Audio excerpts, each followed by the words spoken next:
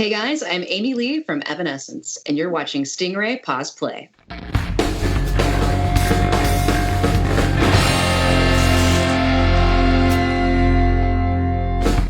I'm Zach Monson, and welcome back to a very special edition of Stingray Pause Play here with another remote session today with Amy Lee of Evanescence. Welcome, Amy Lee of Evanescence. How are you? I'm great. Thanks for having me. I'm thrilled to have you here. I've just been such a fan of you guys for such a long time. And of course, here you are here as our next guest curators of the month. You and the band have put together an amazing list of songs for us. What can people expect? Who are they going to hear when they tune into your channel? It's a little bit of everything. I definitely just went through and picked a whole lot of my favorite songs from throughout time. Plenty of new stuff in there, but a lot of good old things as well. I'm all about contrast. So, depending on the way, your order's coming at you, you might get a good Whitney Houston song right after or before a good Slipknot song. I'm hoping that happens. I often ask this as an opening question. I'm really excited to hear your answer, and that is, what is your fondest childhood musical memory? Aw, my fondest, this is goofy, and it won't mean anything to anybody who wasn't a kid in the 80s. But my first vinyl that I ever bought was at a record store called Peaches. And I was so excited. I bought it with my own money. I was 7 years old, and it was my favorite thing in the world, which was the California Raisins. They had this awesome cartoon. You could collect them out of the Raisin Bran box, and they were a super group, basically. And I just remember that being really cool. It's funny how that is. It's a joke, but it really did kind of open me up to a world of music. Yeah, I can picture the exact purple of like the velvet curtains that they stood in front of on that stage. Yeah, yes. That was just a good record. It was a great record. So other influences on your life, your dad was a DJ. He was on TV a bit. He was in a few bands. How did seeing somebody in that position of entertainment kind of influence your idea of what you could do with your life? It's awesome because it made it not scary or weird in a way. It was just something that seemed sort of possible.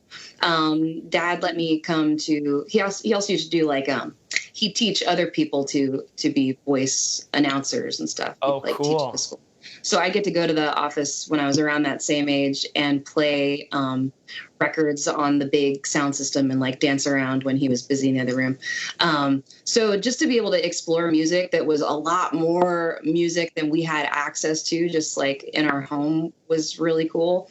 And it's funny though, my dad is sort of like a family Bob Saget kind of character. That was his thing. He's great at what he does, but just super cheesy, always testing dad jokes out on the family before using them on the air. And we're all like, oh, Dad. Which was funny because then when I started making my music, and it was, very serious, very brooding, I remember playing our first shows and standing up on stage. And, it's hard enough to get through. And then I get off and he's like, great job. When you're up there on stage, it's okay to throw in a smile once in a while. Don't forget to smile at him. And I just was like, Dad, you don't understand my music. You don't get the vibe we're really going for here. You don't get it. Show more teeth. Why don't you just show more teeth? I get it. What was the music that he loved that you loved too? The Beatles. Neil Young, Simon and Garfunkel, Janis Joplin. He introduced me to a lot of great music from the 60s and 70s. So, it's like you mentioned bands with really great, beautiful harmonies and almost a very light-hearted sound to them. Where does the idea for you start to come to life? I was about to say come to life. I'm not even going to go there. That's cool. Yeah, okay. Come to life. Let it bring you to life. Yeah, I know. Don't know. See, I just didn't want to go there, Amy. I just didn't want to do it. When did the idea bring you to life of kind of blending the dark and the hard with the soft and the beautiful? Music started really becoming an outlet for me, a place where creatively I could let things out and be a more dramatic and outspoken version of myself than I could in real life or that I wanted to in real life. So for it to become this sort of free place for me to be something that was somewhat of an exaggeration of my day-to-day self was really cool and really good for me. And it's fun to be able to go into that dark and beautiful world. Yeah, absolutely. It seems like fun. I wish I could kind of just jump into that for a night or two because it feels like it'd be like therapy. Come to the show. Let me know when you hit Montreal. I'll jump on stage, no problem. I got falsetto for you like you wouldn't believe. It's great. We asked the last artist that we had in to ask you a question. That artist is Charlotte Cardin, and her question for you is... Hi, I'm Charlotte Cardin, and my question for you is, if you could eat one single meal for the rest of your life, what would it be? Ooh, that's really... I get a whole meal, though? It's not just like one type of food? That helps. She said meal. It wasn't like a banana. It was meal. Ramen. Yeah. Ramen, good, real, hardcore, spicy Japanese ramen. Oh, nice. Oh, that's a great... I can eat that and eat that and eat that. That's my favorite food. Do you cook? Like, could you make that for yourself? Yeah. Yeah, I have. It's not the same. I have a close friend. We actually design a lot of my clothes together, who is Japanese, and he's an excellent cook. And we've talked about it, and he makes it. But in order to do that, you have to spend like days making the broth. And put all kinds of scary things in there that I don't even want to know about. I'd rather somebody else make it. The record is The Bitter Truth. The Bitter Truth really something that not always easy to swallow, but I think in order to live a grounded and genuine life is really a necessity. This album really was written out of a lot of real life anger and sadness and growth and resilience. I'm so sorry to hear about your younger brother and of course your bandmate's daughter. And then, of course, the world shuts down. And, of course, that adds on to the whole thing. And I'm sure that there are so many songs on a hard drive that didn't make the album. Do you feel like you were able to say all the things that you wanted to say on this record? Or are there sentiments that you kind of had to leave on the cutting room floor? I felt at the end of this, we all did, a real sense of relief and satisfaction, for sure, through, a time that... It had been coming, for sure, and building in us. But then, like you said, then the shutdown and all the turmoil and just the world on fire just pushed us to a place of wanting to scream it out, and pour something positive into the world at the same time. And then in the end, when you can finally sit back and listen, it's like, oh, my God, there's so much more there than I thought I had to say, is really more the feeling that I felt there at the end. So we're all very, very proud of what came out of, a lot of hardship. But like you said, in some form, like, you can't have the sweet of life without the sour. And we can't grow and change without accepting the problems that are all around us, facing those truths so we can make things better. So I think for the most part, we've all just really come away from it feeling really good. Yeah. And because it's such a therapy session to kind of write these things down, it can be such a catharsis for you. Do you find it more healing to write the songs, the writing process and the recording process, or is it more emotionally connecting for you when you can sing them on stage and see the reaction with people after you've already written it? That's really hard to compare. That's hard to measure, I have to say, because it's like some performances aren't super emotional. Some of them are either a bad performance or you're just like not really feeling it that day or whatever. But then there are these times that are this magical, transcendent breakthrough where you feel, I have felt like out of body.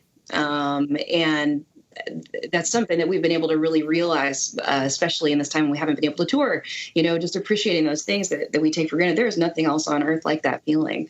But at the same time, creating music and kind of plucking something out of the air that didn't exist before you started working on it and obsessing over it, and then finally being able to listen back after months and months and sometimes years, and there's finally nothing left to correct. For me, that I have listened to this album with the sound so high up in my car, driving around, just crying, like so happy, like feeling so good that it's done. I don't know if I can compare the two. They're different, but they're both excellent feelings. Yeah, I bet.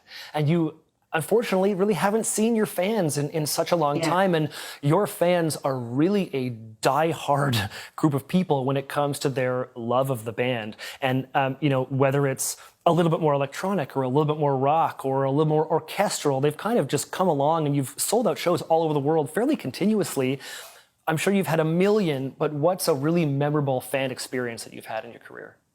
This is very occasional, so don't be a fan and expect this is going to happen to you. But we have fan clubs all over the world. We have a very special one in Italy, who's one of our oldest ones. And one of the main heads of that fan club has been our fan from the beginning, helped us find things that we couldn't find, like information and pictures and stuff that was lost, and vice versa. And we've become friends.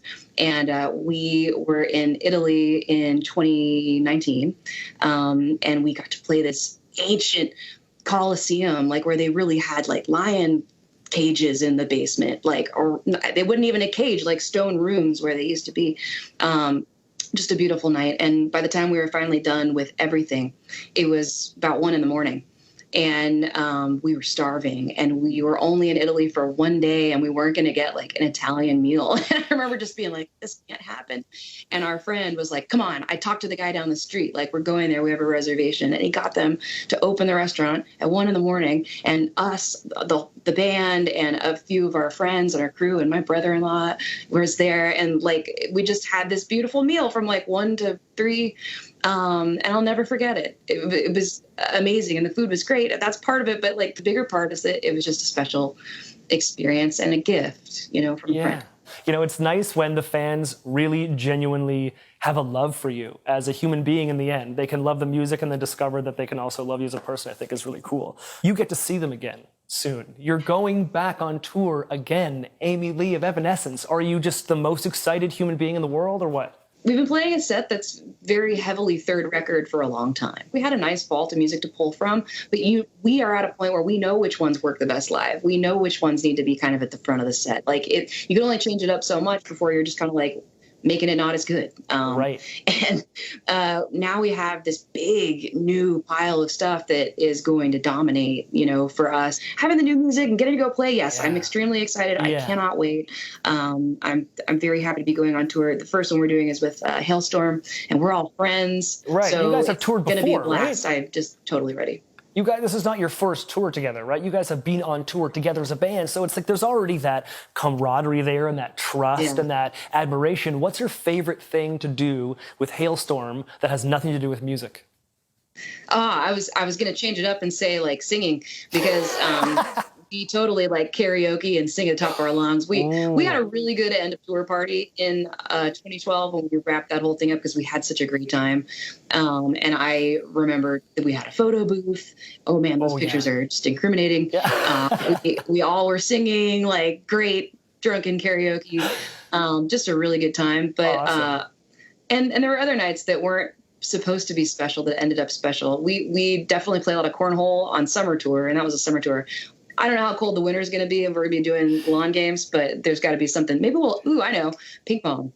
We can bring that around and bring it to the inside of the venue. That's good for arena tours. Easy travel. A little bit of sports in the background. Yeah, awesome. Light sports. And look, if you guys love karaoke, I really want you to know Stingray as a company owns an amazing company called the Karaoke Channel, Stingray Karaoke. I'm going to send you a login, my friend. You are going to have access to some good karaoke. I'm telling you right now. Thank you. Yeah, you're going to love it, my dude.